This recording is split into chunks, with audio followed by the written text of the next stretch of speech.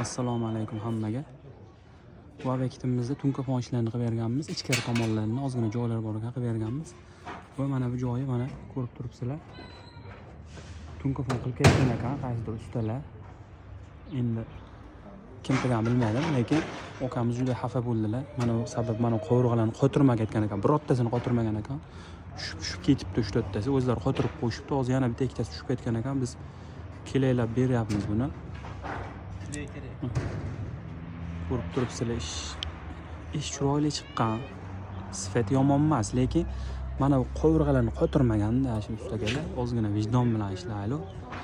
Mana shuni qotirib ketsa bo'ladi-da asli. Keyin mana bu listlarni qornidan ham tevadan profil bostirmagan. Uni ko'targan oshna. Ko'tarilishini qarang. Ko'tarchi. Bitta bu yoq tomon. Bitta bag'im. Ko'tarilishini ko'rsizlar. Ko'tarilishini. Ana shu narsani tevadan profil bilan bostirib, o'rtasi ikkita chekkasidan urgandan o'rtasidan ham bitta urib qo'yish kerak. O'shanda mashina bo'ladi. Endi kimgadir foydali qolishi mumkin, kimdir ko'zi ochilishi mumkin-da. Mana shu videoni qildim. Ustakalar insof bilan bo'lamiz. Sog' bo'linglar, salomat bo'linglar.